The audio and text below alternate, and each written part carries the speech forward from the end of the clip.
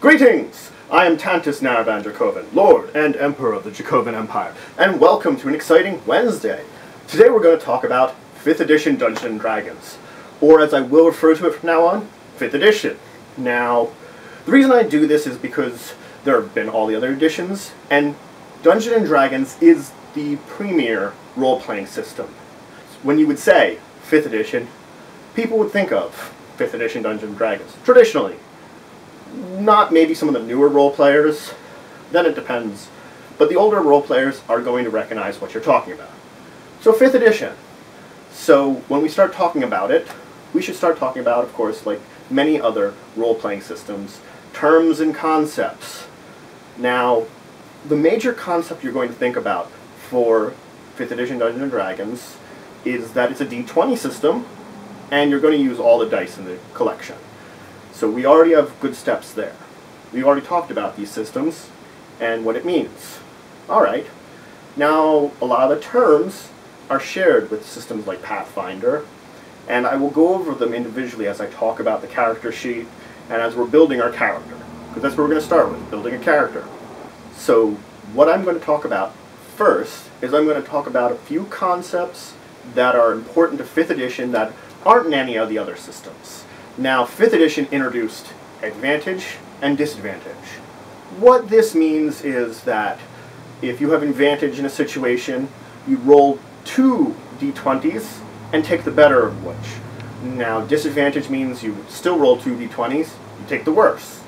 It's a situational thing that your game master can implement on you if you want to do something crazy and creative and cool, so that if you want to like swing from a chandelier and leap off into battle, he might say, okay, you can do it, but you have disadvantage because that's really hard to do, and maybe you'll still do it. That's the sort of thing it is. You have to remember, like with most role-playing systems, if math comes in, round down. Another important concept. Now, I probably should really mention a little bit about the world setting. Now, the main world setting in 5th edition is Forgotten Realms. Now, that's a traditional world setting in Dungeons & Dragons. I can go into details about it, but probably I should talk about it another time. You can look it up online right now if you really are curious a lot about what Forgotten Realms is, but that's the kind of thing you have to think about. The game deities, the countries, the languages, the world setting, and usually based off of that. Now, the thing about Dungeons & Dragons is they've introduced a few world settings, so there are other ones that you could have. So talk to your GM, if you're playing 5th edition, to find out which world setting you're using. He might be using one from the newer sets, one that they've already introduced in 5th edition, or he could be rehashing older one from back in one of the older editions. That's a possibility too. Alright, so let's build our characters. The exciting thing. Now, 5th edition has a couple of steps which I like, which they say are the first couple of steps, but I usually sort of put them partially on the back burner. I'm more of an ability score kind of man. I like to define the physical and mental attributes of my character before I really get into the other details, because that's a good way of thinking when I'm brainstorming a character. Now, granted, you might not be as good at this. It's the method you use. So we're going to start talking a little bit about how they want you to do it, and I'm going to work off of that. I will go into more details on these steps, because the attributes are step 3 in 5th edition. Okay, so the first step they want is for you to choose your race. Now I'm going to go into bigger details on race in my next video, but I'll go over a little bit here. So there are 4 basic races and 5 special races that you are allowed to use, but ask your GM before you use them. The basic races are dwarfs. They are the stonecutters, earth dwellers. Think of Lord of the Rings or The Hobbit. You've heard about dwarfs. Most people have seen those movies, or at least know enough to know about them. That displays them pretty well, that they have that sort of like earth-based mentality. They're stout, but they're usually brave. And there's elves. Again, the Tolkien version of the elves are a lot like the 5th edition version of them. Tall, regal, good at magic. That's the elf. There's, of course, humans. They are just like humans from anything else. They're what you are, a human. Now, they have their own advantages and disadvantages, just like all the other races do. And you might want to choose to be a human. It's not a bad idea. And then, of course, there's halflings. That's the 5th edition / D&D version of a hobbit. That's what a halfling is. They're probably like half the size of a person, get along with people. They oftentimes implement themselves into other people's settlements. They are interesting characters to play and have their own advantages. Again, like all the other races, have their own advantages to play. So, other than these basic races, there are 5 less usual races which you are allowed to play, but again, ask your GM before you play them. Now, there's the Dragonborn, which are a race of dragon people. That's a good way of describing them. They are bipedal humanoids with scales, sort of like a dragon-like head. They're a very interesting sort of thing. They are definitely, you'd have some sort of like, you have to think in your mind how people would react to that in a normal culture, because he's a more unusual race. Still, fun race to play. Then there's gnomes. Gnomes are small like a halfling, but they sort of have a mentality similar to dwarves, but maybe like not quite that full. They're usually tricksters or tinkerers. You think traditionally the thought of a gnome, but bigger maybe, you know, that trickster tinkerer sort of idea when you talk about it in traditional literature. So then there's the 2 half-breeds, half-elf and half-orc. These are both half-human and half the other race. Half-elf, of course, half-human, half-elf. They don't really fit into either society. They gain some of their own abilities. They're a little bit of both parent races. Again, a very interesting race to play. And of course, half-orc, you're half-human, half-orc. Now, that you get into your own prejudices again. You know, you have to think about orcs are usually reviled in most fantasy cultures, so you have a reviled parent who may not have been evil, but for whatever reason, your parents got together, you were born, there you go. And then the last unusual race is tiefling. Tieflings are people that have fiend blood in them. Like, fiends are devils, demons, and other, traditionally, well, 99% most likely, evil creatures not from the normal realm. Getting into the concepts, there are planes, brief mention of it, this is an important time to mention it, and there's the material plane and subplanes which are connected to that. Material plane is where most adventures take place. The subplanes are where creatures called outsiders live, fiends, angels, other types of creatures, they're all referred to as outsiders. So, you have fiend blood in you, you aren't really evil, but you could live up to your bloodline, but you have that sort of dark taint, and they have an appearance sort of like some very demonic characteristics to them, usually horns, red skin, tail, that sort of thing. They can have that. That's a tiefling.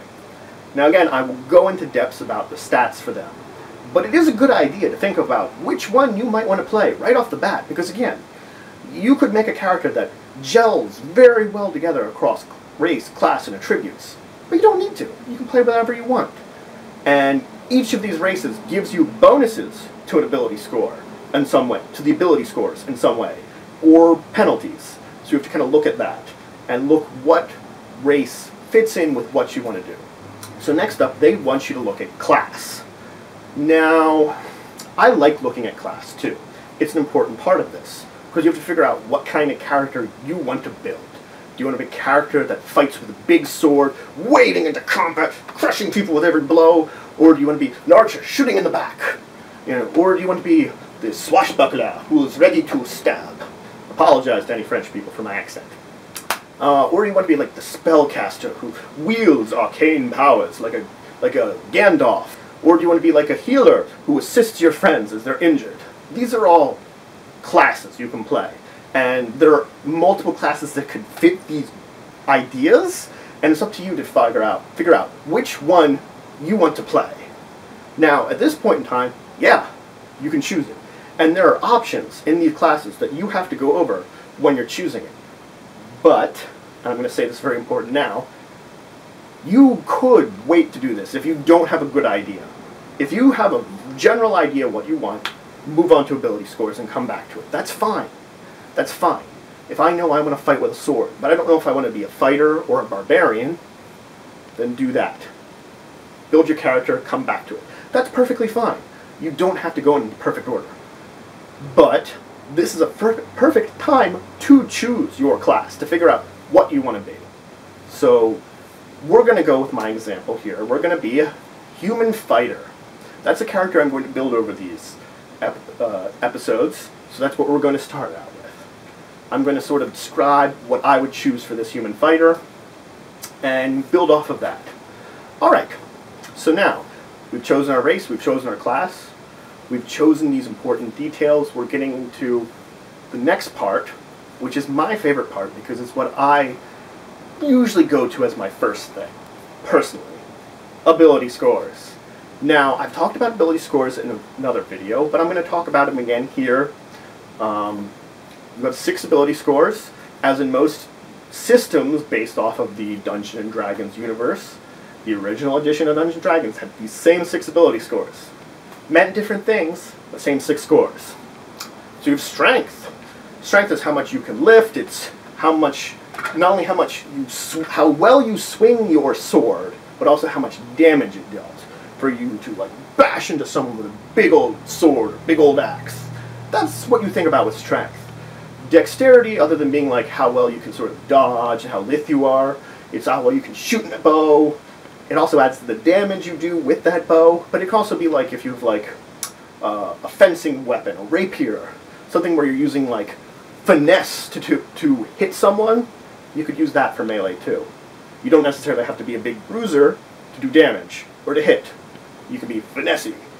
That's a choice you can make very early on. Constitution. It affects your hit points. It's how tough you are. The big thing is it affects your hit points. It adds some per level you have. Again, I'll explain levels, I'll explain all that, but just think about this. Higher constitution you have, the harder it is for things to kill you should they start hitting you. Next, after we get through these physicals, we get to the mentals.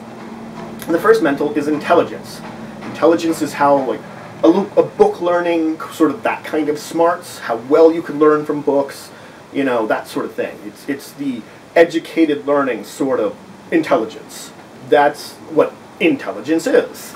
And it really, the big effect is if you have a lot of skill, there are skills that rely on intelligence, which you might want, or if you want to be a spellcaster that uses intelligence, it's recommended to have it high, because you're going to use it. Then there's wisdom.